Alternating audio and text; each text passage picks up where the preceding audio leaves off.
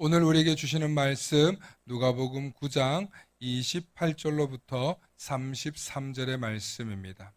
제가 봉독해 올립니다. 27절부터군요. 27절부터 제가 봉독합니다. 내가 참으로 너희에게 이르노니 여기 서 있는 사람 중에 죽기 전에 하나님의 나라를 볼 자들도 있느니라. 이 말씀을 하신 후 8일쯤 되어 예수께서 베드로와 요한과 야고보를 데리고 기도하시러 산에 올라가사 기도하실 때에 용모가 변화되고 그 옷이 휘어져 광채가 나더라. 문득 두 사람이 예수와 함께 말하니 이는 모세와 엘리야라. 영광 중에 나타나서 장차 예수께 예루살렘에서 별세하실 것을 말할세.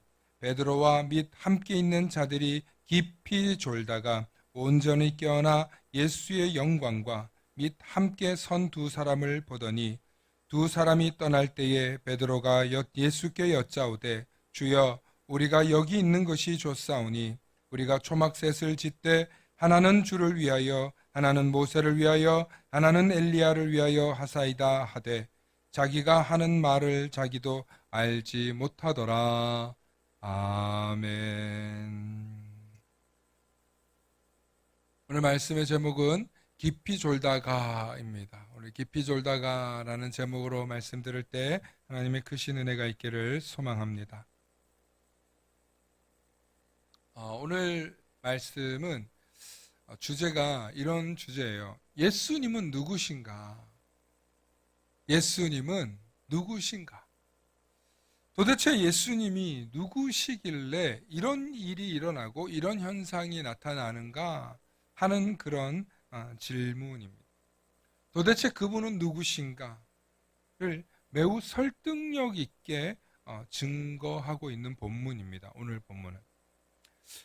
예수님이 누구신지에 대한 궁금증 주제는 예수님 당시 시대를 살고 있었던 유대인들에게도 매우 중대한 문제였고 예수님을 따르는 제자들에게도 매우 중대한 문제였고 그리고 예수님에 관한 복음을 들은 이방 사람들에게도 매우 중요한 문제였고 그리고 오늘을 살아가는 지금 저와 여러분들에게도 도대체 예수님은 누구신가?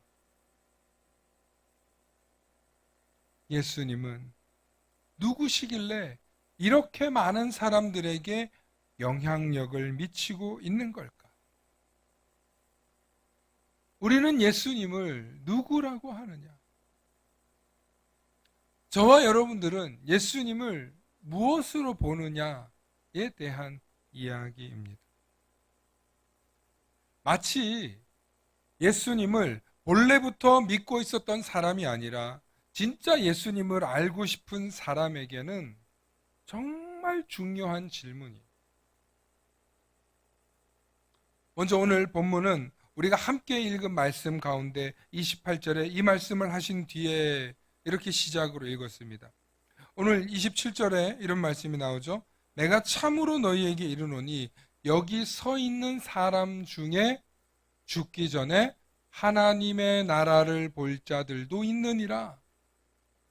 내가 참으로 너희에게 이르노니 여기 서 있는 사람 중에 여기 서 있는 사람, 지금 예수님께서 여기 서 있는 사람 중에 죽기 전에 하나님 나라를 볼 자들도 있느니라.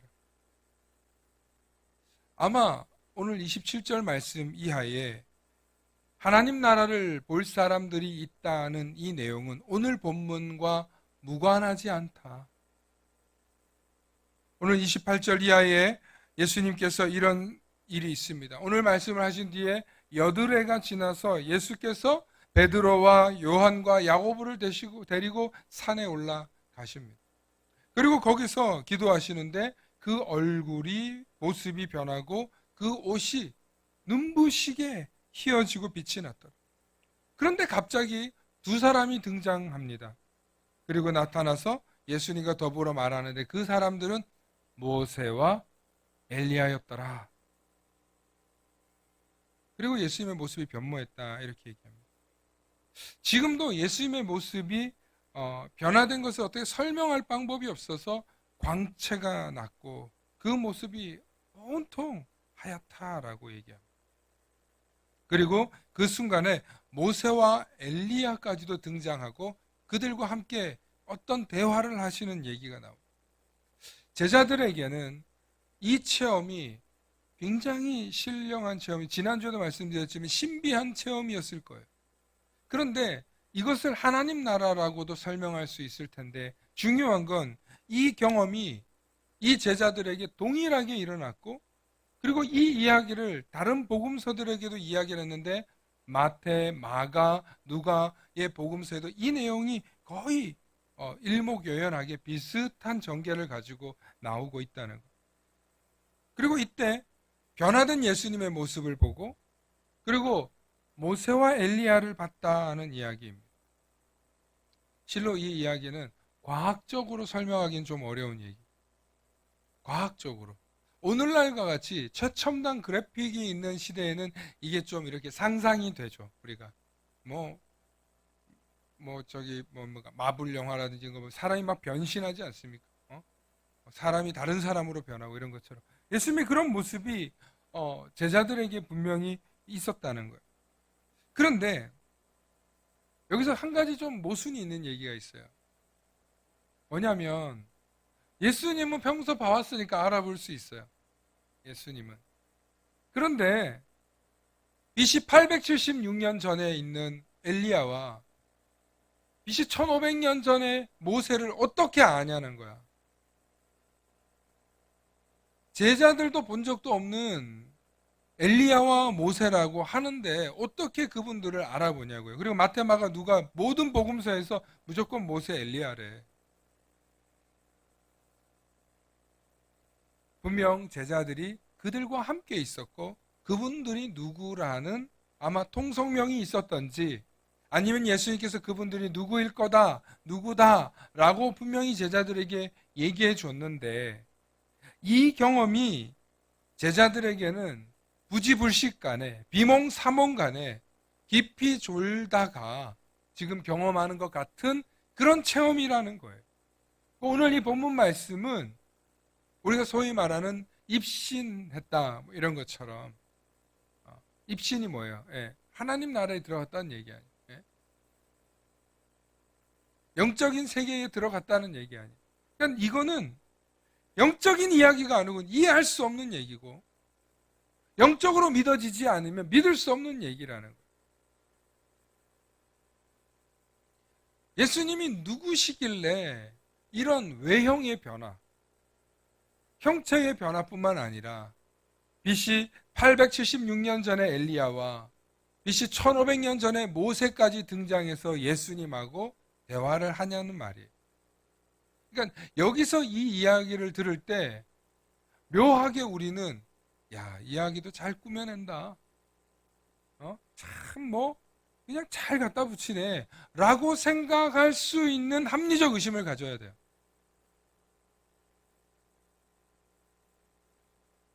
성경을 볼 때 궁금한 게 생겨야 돼요. 궁금한 게. 제가 그래서 오늘 제목이 깊이 졸다가입니다. 너무 중요한 포인트예요. 여러분, 우리가 인생을 살면서 묘하게 꿈이 들어맞는 날 같은 게 있어요. 묘하게 이 꿈이 오늘 좀 불길한데, 혹은 이 꿈이 뭔가 지금 있는 것 같은데 오늘은 좀 조심해야 되겠어. 아니나 달라? 그러면 그런 꿈들 때문에 우리가 사고가 난다든지 사고를 피한다든지, 아니면 어떤 뭔가 큰 재난으로부터 변제를 받는다든지 그런 일들을 경험하는 거예요. 여러분, 인간이 이게 과학으로 설명은 안 되지만 이거를 의사들과 과학자들이 말했어요. 뭐라고 했냐면 인간은 무의식 중에 자신에게 일어날 일을 예지하고 예감한다는 거예요. 여러분, 이게 의학자들이 하는 얘기예요. 의학자들이. 목사인 우리가 얘기하는 게 아니고 심령술사들이 얘기하는 게 아니고, 인간이 무의식 중에 자신에게 일어날 어떤 뭔가 설명할 수 없는 미스테리한 일들을 대비하고 방어하고 때로는 피한다는 거. 저는 과학을 굉장히 신봉하는 사람은 아니지만 과학적인 걸 굉장히 중요하게 생각하고 과학적 사고를 중요하게 생각하는 사람이에요. 그런데 오늘 여기서 또 한 가지 무대 장치가 있는데 바로 그게 뭐냐면 구름이 내려와서 안 보여. 여러분 저는 콘서트장 같은 데를 못 가봤는데 뭐 청소년 캠프 할 때도 가끔 그렇게 스모그 효과 이렇게 쓰는데 예, 막 안 보이게 무대에 스모그를 쫙 뿌려요. 그리고 조명을 비추면 사람이 진짜 그 구름 속에서 나오는 것처럼 신비하게 나오잖아요. 마치 예수님 모습이 그랬을 것 같아요. 뒤에서 그리고 무슨 백라이트처럼 조명이 쫙 나오니까 제자들이 이제까지 본 적도 없는 그런 환상적인 예수님의 모습을 본 것 같아요. 아마 마치 태양빛인지 우주의 별빛인지 알 수는 없지만 그 예수님의 모습을 보면서 제자들이 황홀경에 빠졌던 것 같아요. 저는 제자들이 이 영적인 체험을 하고 이 세 사람이 자기 혼자만 맞다. 야, 모세 아니고 아브라함이었어. 아니, 엘리야 아니고 우두셀라였어. 라고 하면 이게 안 맞을 텐데 이 세 명의 제자가 입이 서로 맞은 거예요. 그래서 제자들에게 내려와서 이 이야기를 전승하니까 어느 누구도 이 체험을 부정할 수 없는 거예요. 그래서 기독교인들이 이런 신비 체험을 하면 묘하게 벗어나지 못합니다. 이 신비 체험을 하게 되면 예전에 아주 어릴 때죠. 뭐 5살 아니 5학년 정도 될 때였던 것 같아요. 기도원에 가가지고 이렇게 막 기도하고 부모님 따라서 산 기도 가고 막 이렇게 가는데 가면 거기서 막 사람들이 이렇게 쓰러지는 목사님이 위에서 탁 누르면 탁 맞고 쓰러지고 하고 막 사람들이 막 병이 낫다 그러고 뭐 간질병 있는 사람들이 낫다 그러고 뭔가 이런 얘기들을 하는 거예요. 막 어릴 때 그거를 듣는데 나도 저런 일이 좀 있었으면 우리 집에 아픈 사람이 많으니까 내가 알기도 내가 사랑하는 사람들 중에서 빨리 병 고침 받아서 멀쩡한 정상인이 됐으면 좋겠는 사람들이 있으니까 그렇게 기도하는 거예요. 근데 나중에 깨달았어요. 뭘 깨달았냐면 정말 사모하면 그런 일들이 일어난다는 거예요. 내가 사모해서도 일어날 때도 있고 누군가 정말 사모하는 일이 일어나면 그런 일들이 일어난다는 거예요. 그래서 시간의 문제지 그 순간에 일어나야 되는 기적이 마치 우리가 마법사처럼 생각해서 그렇지 시간의 문제지 그 일들은 일어나요. 물론 뭐 큰 병이라든지 혹은 뭐 장애를 갖고 있는 사람이라든지 이런 사람들이 막 고쳐지지는 않더라고요. 제가 본 사람들 중에서는. 음. 저도 늘 그렇게 기도할 때가 많았거든요. 뭐 형이 장애를 가지고 있으니까. 그런데 정말 하나님께서 뭐 저희 믿음이 부족해서 그런지 하나님의 때가 이르지 않아서 그런지 늘 답답하고 의문이 될 때는 있지만 그러나 여전히 하나님의 역사하시는 방법을 부정할 수가 없는 거예요. 그게 믿어지는 거고 하나님께서 역사하실 거라는 기대와 소망이 있는 거예요. 왜냐하면 이게 믿음도 선물이라고 정말 하나님께서 뭐 어떻게 하셨다라고 하면 정말 그 일이 일어날 수밖에 없다고 믿어지는 거예요. 사실 성경의 이야기를 믿는 것 자체도 매우 영적인 거예요. 성경의 이야기를 오늘도 마찬가지로 엘리야와 모세를 어떻게 알아봤냐는 거예요. 예수님의 그 변화하신 모습을 제자들이 어떻게 알아보겠냐 이 말이에요. 그런데 성경은 그렇게 증언하고 있어요. 마태복음, 마가복음, 누가복음에 그들이 예수님을 만나서 그분들과 무슨 대화를 했는지를 얘기를 해요. 이처럼 예수님께서 변화된 모습에 대한 이야기가 성경에 크게 2번 나오는데 한 번은 오늘 보신 것처럼 변화산의 이야기로 나오고 가장 신비한 모습이죠. 그 다음 하나는 예수님은 변하지 않았는데 주변 환경이 변화되는 얘기가 나와요. 그게 뭔 장면인지 아세요? 예수님이 세례 받으실 때 예수님 세례 받으실 때 하늘이 열리고 혹은 하늘이 갈라지고 그리고 성령이 비둘기 같이 임한다 이런 표현이 있어요. 모든 복음서가 다 그렇게 이야기를 하고 있고 그리고 그 복음서들마다 내가 너를 사랑한다. 내가 저를 기뻐하는 자다. 라는 메시지가 있다는 거예요. 우리 한번 성경을 좀 잠깐 찾아보겠습니다. 우리 마가복음 1장 9절부터 11절 말씀입니다. 예, 노란색으로 된 것만 좀 잠깐 볼게요. 예수께서 갈릴리 나사렛으로 와서 요단강에서 곧 물에 올라오시니까 하늘이 갈라짐, 그리고 성령이 비둘기 같이 내려오시고, 그리고 하늘로부터 소리가 나기를 너는 내 사랑하는 아들이라 내가 너를 기뻐하노라. 마태복음 3장 16절로부터 17절의 말씀을 보면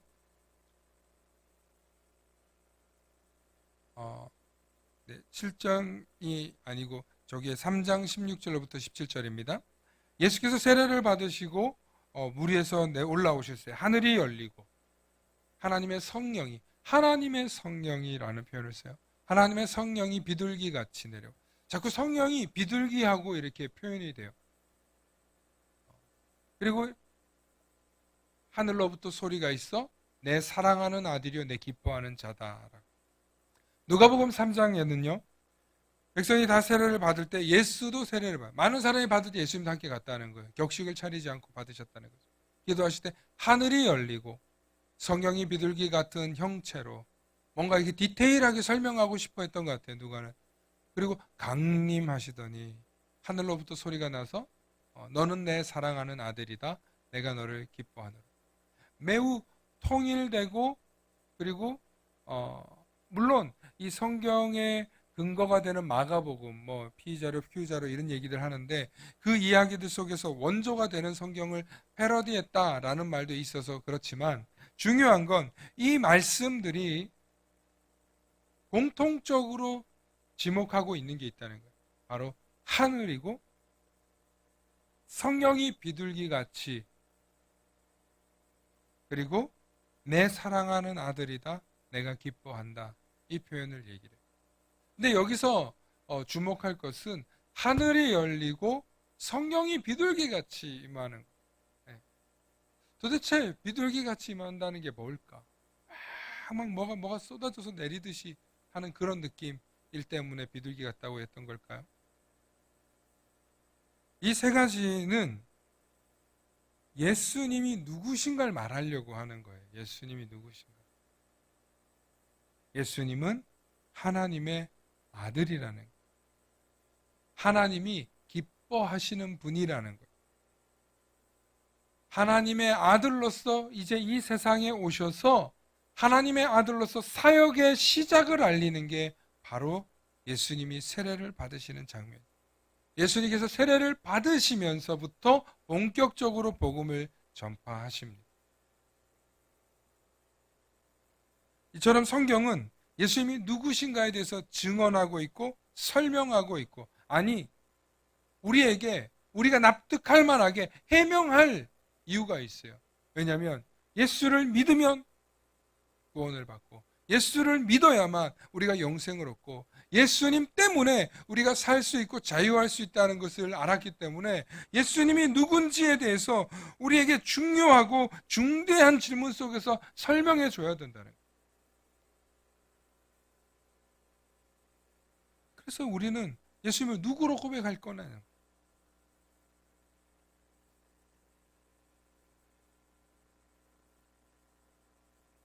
다윗은 하나님을 이렇게 고백해서 주님은 나의 산성, 나의 요새, 나의 방패, 나의 구원, 나의 구원의 뿌리요. 하나님에 대해서 이렇게 표현을 했어요. 오늘 이후에 오늘 이 시대를 살아가고 있는 우리는 그리스도의 전통을 따라가서 살아가는 기독교인으로서 우리는 누구라고 하면서 살아가냐는 거예요.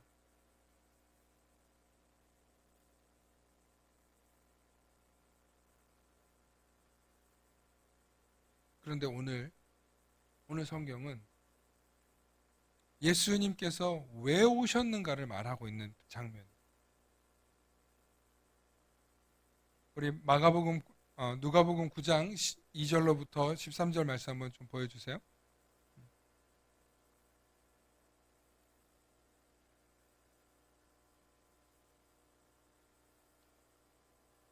누가복음 9장입니까? 네, 화면으로 있으면 보여주세요. 네, 오늘 제가 그럼 지금 화면 그냥 보여주세요. 본문 전체에 있는 걸 보여주세요. 제가 화면에 좀 착각했던 것 같아요. 네.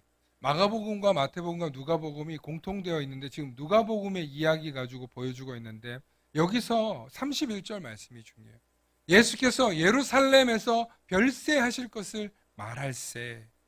오늘 누가복음에서는 별세 뭐예요? 죽으신다는 얘기. 여러분 마태복음에서는 무슨 얘기를 하냐면 그들과 더불어서 이야기하는데 예수님께서 산에서 내려올 때 그들 인자가 죽은 자 가운데서 살아나기 전에 본 것을 아무에게도 말하지 말. 예수님이 죽었다가 살아날 것에 대한 이야기를 하고 있고요. 마가복음에서는 그들이 산에서 9절에 산에서 내려올 때 예수께서 경고하시되 인자가 죽은 자 가운데서 살아날 것을 본 것을 아무에게도 말하지 말라. 그래서 그들이 물어요. 마가복음에서 10절에 9장 10절에 그들이 이 말씀을 마음에 두며 서로 문의하되 죽은 자 가운데서 살아나는 것이 무엇일까? 그러니까 마가복음, 마태복음, 누가복음의 서로 방식은 대화 방식은 다르지만 예수님이 죽으셨다가 부활할 것에 대한 이야기를 한다는 거예요.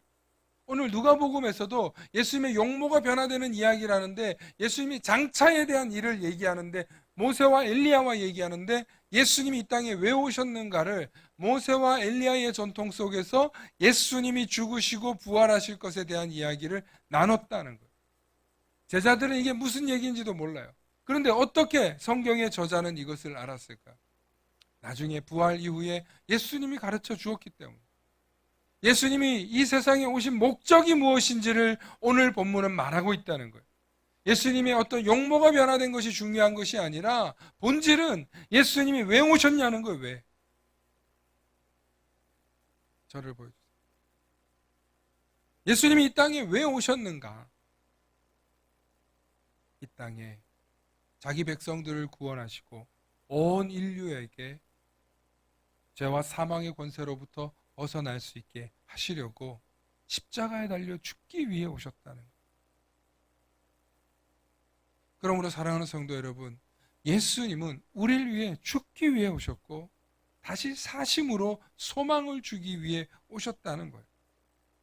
이것이 예수님이 이 땅에 오신 목적이요, 하나님이 예수 그리스도를 보내신 목적이요, 예수님이 이 땅에 오셔서 성취하신 일이라는 것입니다. 이게 너무너무 중요해요. 그래서 앞서서 사람들이 나를 누구라고 하느냐라고 물으니까 누구는 엘리야라고 하고 누구는 뭐라고 선지자라고 하고 이렇게 얘기를 해요. 그게 지금 모세와 엘리야 얘기를 한 거예요. 그런데 베드로가 뭐라고 했어요? 주는 그리스도시요 살아계신 하나님의 아들이십니다. 그래서 마태복음에서 바요나 시모나 이것을 내가 알게 하시는 분은 하나님 하고 칭찬받아요. 그랬다 나중에 베드로가 뭐예요? 주님이 나 이제 3일 만에 죽어야 되겠다라고 얘기하니까 그러실 수 없습니다 하고 말리다가 사탄아 물러가라, 네가 사람의 것을 생각하고 하나님의 것은 생각하지 않는구나 하고 혼이 나잖아요. 근데 오늘 또 그래요. 오늘 또 그러는데 그 장면을 보면 오늘 33절 말씀 우리 화면을 함께 보여주시기 바랍니다. 33절 말씀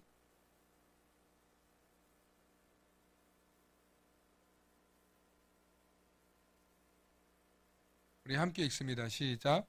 두 사람이 떠날 때에 베드로가 예수께 여짜오되 주여 우리가 여기 있는 것이 좋사오니.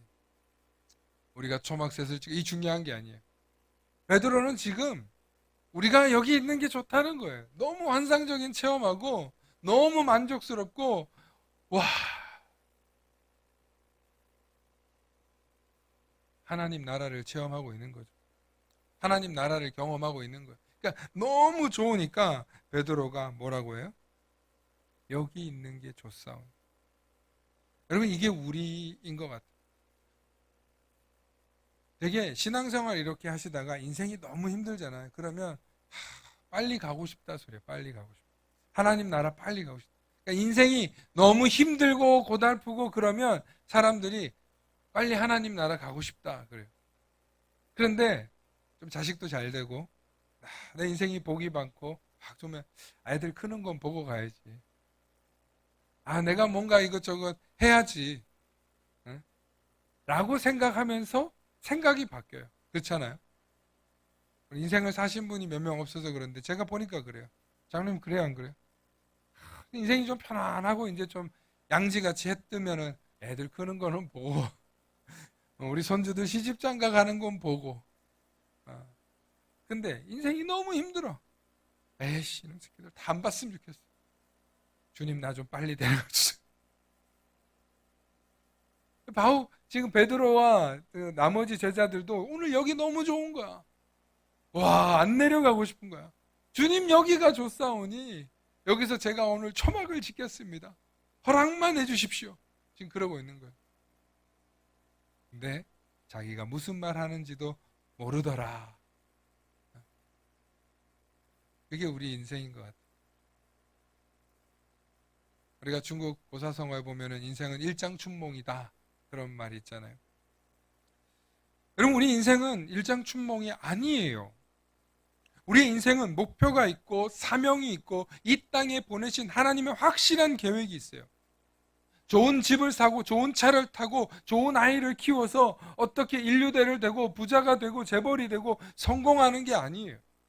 그건 과정이에요. 하나님이 우리에게 원하시는 것은 이 땅을 살아내면서 우리가 하나님의 자녀로서 하나님의 이름을 높이고 하나님의 영광되게 살다가 가는 거예요. 하나님의 영광을 드러내면서 사는 거예요. 그래서 그 목표가 분명한 사람들이 이 세상에서 자신의 확실한 선을 긋고 살아가는 거예요. 그걸 깨달은 사람만이 복음을 받아들이고 복음을 전하고 복음을 나누는 삶이 달라져요. 복음을 받아들이는 게 달라져요. 오늘 뭐 먹지? 오늘 뭐 입지? 오늘 뭐 하지? 어디서 자지? 예수님이 이거 다 뭐라 그랬어요? 이방인들이 하는 거예요. 그러니까 하나님 모르는 사람들이 하는 거라는 거예요. 하나님을 아는 저와 여러분들이 해야 될 일은 지금 여기가 좋사오니가 아니라 주님이 우리를 위해서 십자가에 달려 별세하실 것을 알았다면 나도 주님을 위해서 뭔가를 해야 될 거 아니에요. 정말 주님을 위해서 내가 뭔가 하겠다 각오가 서면 그때부터 주님이 우리를 사용하시는, 교회를 다녀도 예수의 명찰을 달아도 그리스도인이라는 이름으로 우리를 불러도 주님을 위해서 내가 뭘 하겠다는 걸 잊어버리는 순간부터 베드로처럼 자기가 무슨 말 하는지를 모르고 이것도 주님을 위하는 겁니다. 이것도 교회를 위하는 겁니다. 이것도 목사님을 위하는 겁니다. 라고 우리가 말하게 돼요. 저 역시 마찬가지예요. 저 역시 마찬가지. 매번 이거를 아차 하면서 우리가 깨달아요. 그래서 오늘 처음 찬양한 것처럼 자격 없는 내 힘이 아니야. 얼마나 자격 없는 존재인지를 늘 깨닫는 거예요. 늘. 단위에 섰다고 해서 제가 자격이 있는 게 아니에요. 무슨 신학을 얼마나 공부했고 얼마나 많은 사람들을 전도했고 얼마나 많은 설교를 해봤다고 해서 내가 되는 게 아니에요. 오늘도 다시 한번 깨닫는 거예요. 주님의 힘으로 나의 이 유한함, 나의 이 무능함, 나의 여기가 좋사오니 하는 이 나태함, 게으름을 주님 앞에 내려놓고 주님이 원하시는 게 뭡니까? 주님 오늘 저에게 무엇을 말씀하십니까? 오늘 저와 여러분들이 그걸 들으러 오신 줄로 믿습니다. 오늘 저의 설교를 듣는 게 아니라 여러분들 마음속에 살아 역사하시는 성령님께서 뭘 말씀하시? 제가 정말 사랑하는 우리 모든 가족들에게, 정말 우리 모두에게 주님이 우리에게 뭘 원하시는가? 열심히 하루하루 열심히 인내하고 열심히 사는 것도 중요해요. 그런데 정말 그게 누굴 위한 거냐? 병따개를 하나를 따더라도 음료수병 하나를 열더라도 이것이 주님의 선행을 주님을 위하는 일인 줄 알고 하는 것과 아무 의식 없이 하는 것과는 하늘과 땅 차이라는. 오늘 저와 여러분들이 각자의 직함으로 또 각자의 이름으로 이렇게 오늘 이 자리에 부르셨는데 주님께서 우리에게 주시는 말씀이 무엇인지 바르게 듣고 그 말씀대로 살아내실 수 있는 그 힘을 주시는 주님과 함께 승리하시는 저와 여러분들 되시길 소망합니다. 기도하겠습니다. 사랑의 아버지 하나님, 참으로 감사합니다. 오늘 주님 앞에, 말씀 앞에 섭니다. 주님이 날 위해서 죽으셨고 주님이 우리를 위하여서 십자가에 달리셨건만 우리는 그 사실을 알고 주님이 그것을 위해서 오신 분인 것을 늘 알면서도 나는 주님을 위해서 무엇을 하는 사람인가 다시 한번 오늘 생각하게 하옵소서. 그래서 정말 주님이 원하시고 주님을 위하여서 내가 이 일들을 할 때 감사가 있게 하시고 감동이 있게 하시고 기쁨이 있게 하시고 주님의 이끌어 주심을 경험하는 우리들이 되게 하여 주시옵소서. 그래서 주님의 나라와 주님의 영광을 위해서 이 땅에 보내어졌고 그 사명을 주시는 주님께서 오늘도 나를 부르셨고 사랑하셨고 살리셨고 축복하셨음을 믿으며 나아가는 우리 모든 성도님들 되도록 축복하여 주시옵소서.